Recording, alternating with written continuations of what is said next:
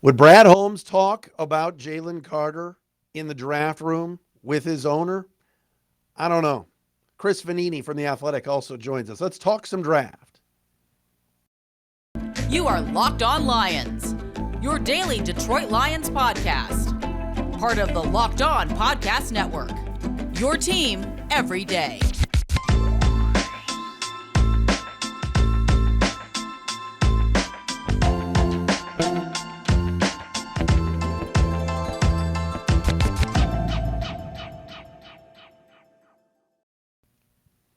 What's happening, everybody? Matt Dery with you. It's Locked On Lions on the Locked On Podcast Network. Indeed, your team every day. First day of March, Wednesday, March 1st into Thursday, March 2nd.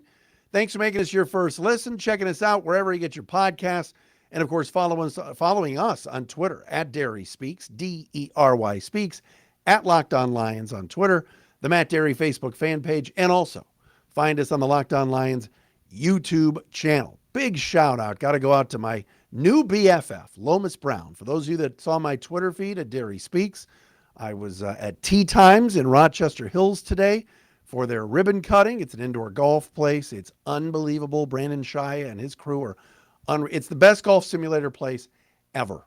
Seriously, Tea Times, Rochester Road. Check out what Brandon Shia is doing. But Lomas Brown was there, and I took a video with Lomas. I told him I'd do the impersonation. He's amazing. He's the nicest guy ever. So go to at Dery Speaks on Twitter and see the video of me and Lomas today, where I got him to say, Dan, it was awesome.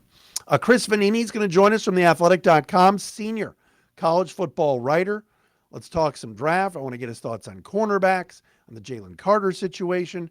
Chris will join us momentarily, as today's podcast also is brought to you by our friends at FanDuel, the official sports betting partner of the Locked On Podcast Network. All right, today Dan Campbell and Brad Holmes spoke. I want to get to all that tomorrow, so just bear with me because I want to focus on the combine, and I want to open today talking about Jalen Carter because there is if you don't know and if you haven't heard, Jalen Carter, there's an arrest warrant out for him in the state of Georgia, down in Athens, for reckless driving. Jalen Carter lied to police, it sounds like, back in January when a teammate of his at Georgia and one of the trainers, I believe, or one of the assistant coaches were in a major car accident, crashed. It was a fatal accident, and they both died. There was talk that Jalen Carter, at the time, was racing the other car that crashed. Carter denied that at first and said he was a mile away behind that car and wasn't around them. Turns out, reports now say Carter was racing, and he could be up on 2 misdemeanor charges for reckless driving and that type of situation. That would very much hurt Jalen Carter's draft stock, for sure. There have already been some questions about character. Now this is out there. He was supposed to speak today at the Combine. He did not. He bolted. He put out a statement on Twitter basically saying, I'm going to be cleared on this. I'm going to go down to Georgia. I'm going to talk to police and everything else. But he believes that he will be vindicated and cleared and all of that. So that leads, of course, to the Lions sitting at 6 in the draft, looking up and saying, wait a minute, how this could affect Detroit. How is it going to affect us here with GM Brad Holmes, head coach Dan Campbell, et cetera? Well, number one, if Jalen Carter drops, that means that's one less player taken, that would be taken ahead of where the Lions are picking. You got to figure some quarterbacks, Carter, Will Anderson, and then the Lions would pick at 6. There's that school of thought that, another player is going to come off the board now because Jalen Carter, no one's going to touch that high in the draft. That's number one. Number two, there's the school of thought of, Jalen Carter is going to drop to 6. He's not going to go number 1 to the Bears. He's not going to go number 3 to Arizona. The Lions could get him. I got news for you. From what I know about this organization and its ownership, do you think Sheila Hamp's going to draft allow Brad Holmes, who's talked about character, who's on Good Morning Football today on the NFL Network, character this and character that, fit in the locker room and character and culture. Character and culture is nonstop in the Brad Holmes vocabulary. You think he's going to draft Jalen Carter? Would I take Jalen Carter, the football player, and put him on the interior of that D-line for the Lions? Yes, I would.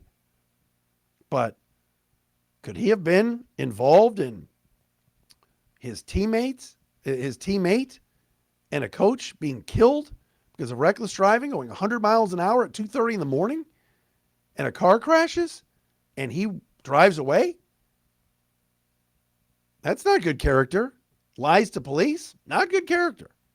He says he's going to be cleared on it. I do not see the Lions drafting Jalen Carter if he's there at 6. I don't. I think they'll punt. I think they'll pass. This organization years ago passed on Micah Parsons because of character. Passed on Lyle Collins because of character. Those were guys with positions of need. Years ago, passed on Randy Moss. Same Ford family. So I don't see Jalen Carter coming to Detroit. I don't. We'll ask Chris Vannini about it and that whole situation. He's the senior college football writer for theathletic.com and a Michigan native. We'll do that coming up next. Got to tell you about FanDuel, though. I mentioned it before, the official sports betting partner of the Locked On Podcast Network. It's the midway point of the NBA season. It's here. Now's the perfect time to download FanDuel, America's #1 sportsbook, because now customers get a no-sweat first bet up to $1,000. That's bonus bets back if your first bet doesn't win. Pistons playing the Bulls tonight. Want to put some money down? It's easy. Download that FanDuel app. Let's do the business. FanDuel even lets you combine your bets for a chance at a bigger payout with that same game parlay. Don't miss a chance to get your no-sweat first bet up to $1,000 in bonus bets when you go to FanDuel.com/lockedon.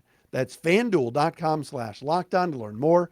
Make every moment more with FanDuel, the official sports betting partner of the NBA.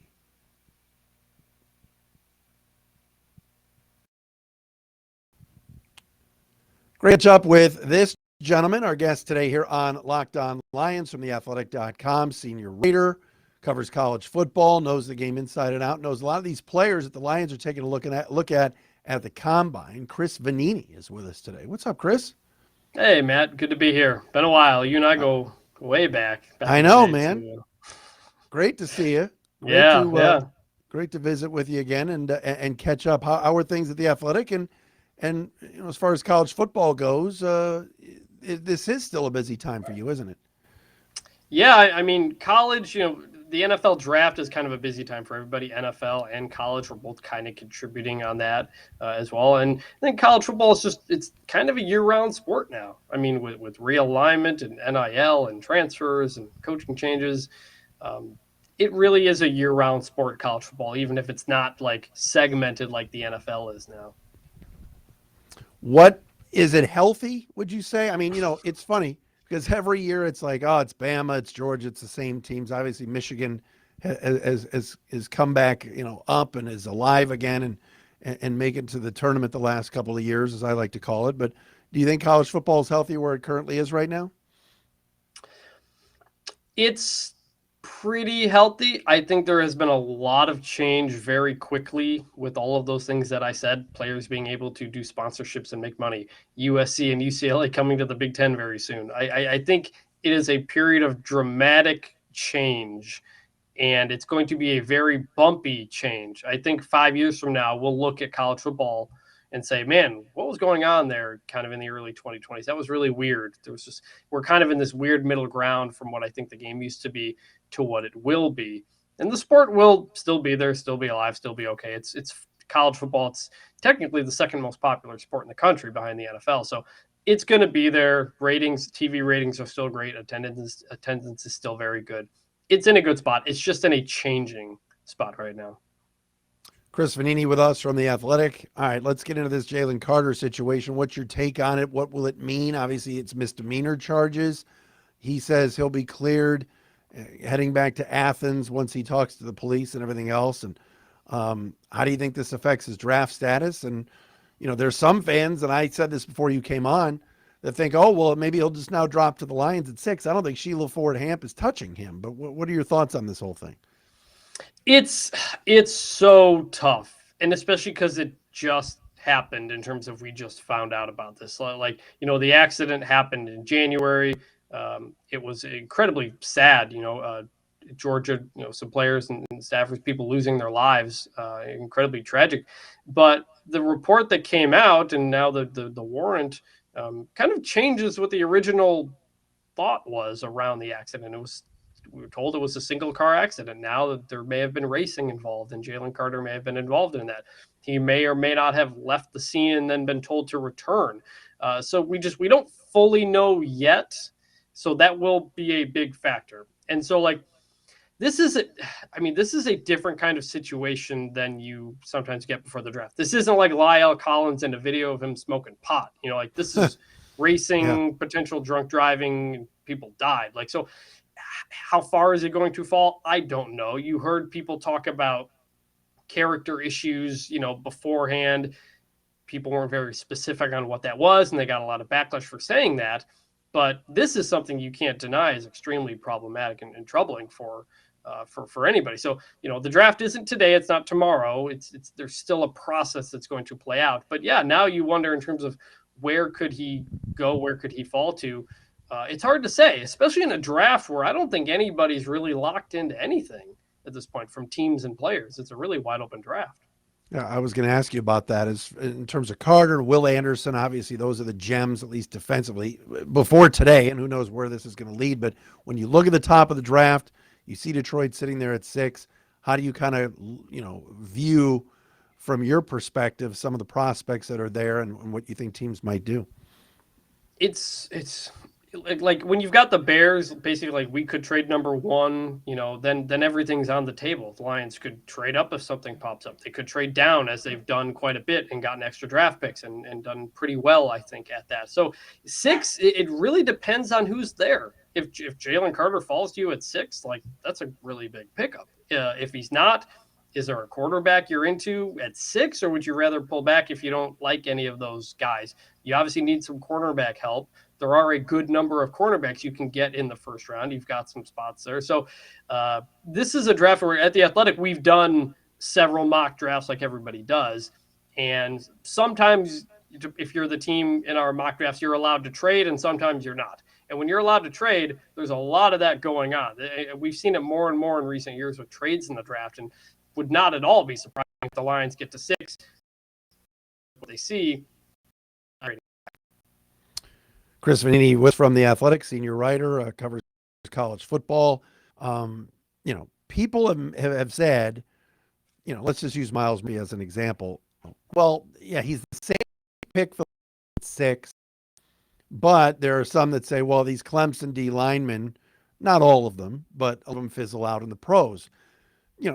When you do your evaluations and when you watch these teams, it's almost like that bit for the Ohio State quarterbacks, are never going to make it in the pros because Stroud will struggle because the other guys didn't do well and didn't make it, like in Haskins. But how do you look at that and view that from where you sit?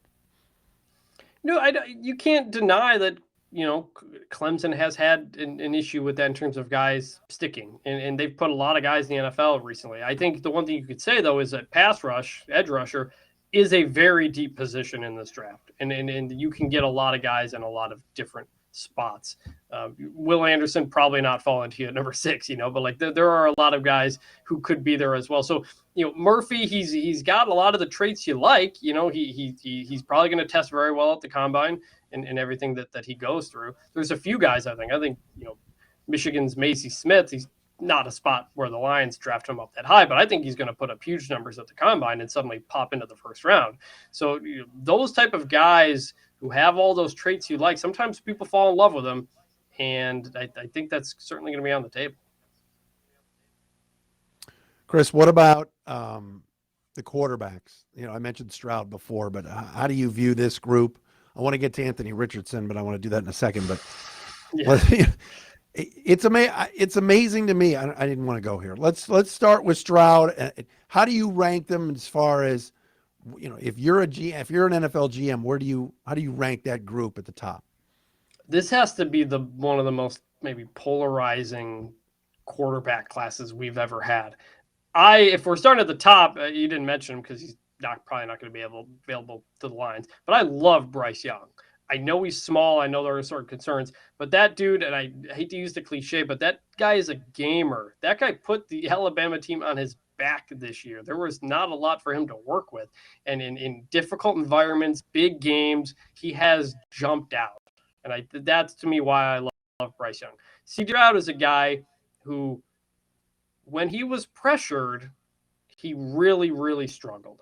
It was different than Bryce Young. That's why I love Bryce Young. He could handle the madness that was going on and make big plays. CJ Stroud was never really able to do that. He's a guy who we know he can move, but he rarely ever moved that much. He didn't, legs weren't really part of what he did. And then the Georgia game happens, and he puts up huge numbers. And suddenly, like, all the questions you had about CJ Stroud, all the concerns were answered in that one game right there. They lost, but he played. It wasn't really his fault. The question is, was that game an aberration, or is that the CJ Stroud you think you can get week in and week out in the NFL? I'm not so sure. I want to piggyback more with Chris about the quarterback situation, and of course, a lot of smoke surrounding Anthony Richardson to the Lions. Who knows? Maybe at 18. We'll do that coming up next. Chris Vannini with me from The Athletic. Matt Dery with you here on a Wednesday edition of Locked On Lions. Chris, of course, can be read at theathletic.com. College football. Used to see Chris all the time down in East Lansing, back when you roamed the streets, my friend. There's not a lot of I wish we could sit here and break down some Spartan draft talk, but there's not a ton of that right now, is there? No. A couple years ago, that the really long top 5 draft streak ended. But Kenneth Walker becomes a draft pick and has a heck of a year as a first year. So, Mel Tucker's kind of replenishing, I think, what had fallen off in terms of the talent level in East Lansing. So, not a lot of guys this time around, but it should be at least that the new streak should probably continue again. So, what's your take on Anthony Richardson? Completion percentage of like 53%. Nothing special per se. Everybody says he's a great talent. He can certainly run too. But all of a sudden you got some mock drafts like, oh, he's going to be going number 1 to the Colts in a trade with the Bears. Like, I see you laughing. You got to see him play. I mean, where is this coming from? It's because he's a quarterback, and we love quarterbacks, and we love talking ourselves into quarterbacks, and certain things can happen. I mean, what was it a couple years? Was it last year or a couple years ago when all the talk was about, I think Mac Jones everybody said Mac Jones is going 3 to the Niners, 3 or 4, whatever that was. Everybody had talked themselves and convinced that it was going to happen. They end up taking Trey Lance. So like Malik Willis last year. Yes, it happens with quarterbacks. People fall in love with somebody, and it was naturally going to happen. It always happens in the cycle where the NFL people, the NFL media, they discover more players because we're all busy during the fall doing our own things. You end up looking into more tape and be like, oh wait, who's this guy we didn't really talk about much of in the fall? That's Anthony Richardson. Look, is potential there? Sure.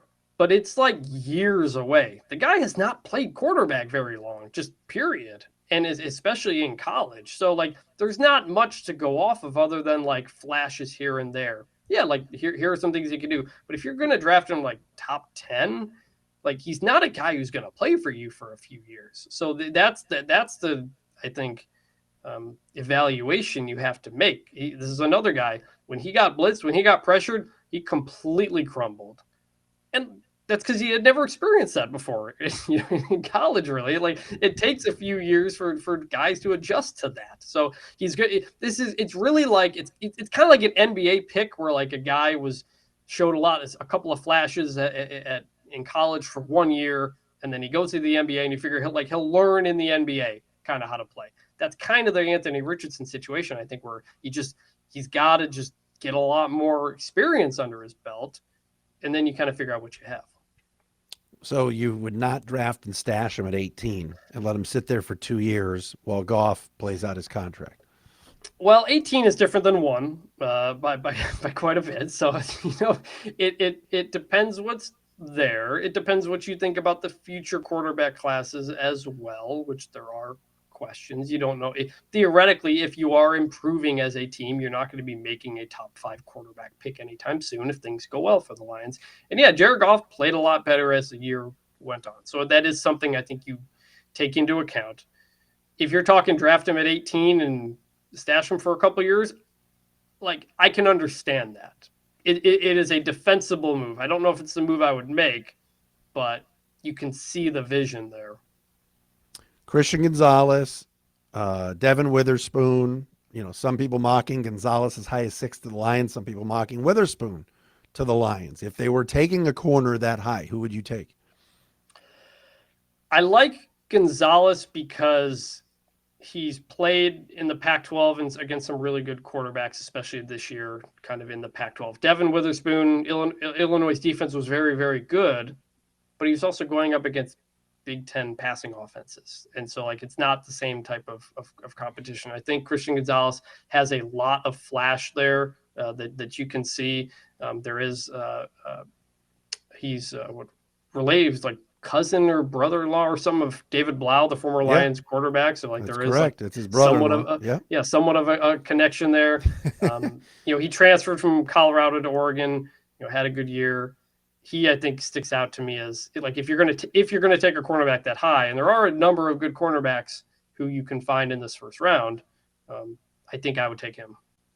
Are you taking your Brad Holmes hat on for a second? Are you taking Gonzalez or Witherspoon, or are you taking Murphy or Wilson or one of those edge guys? I mean, obviously, Brad likes D linemen. He's collected them.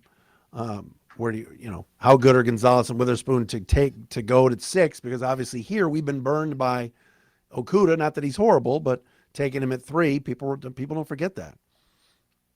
Yeah, and this Lions staff group has had a pretty good track record with linemen so far.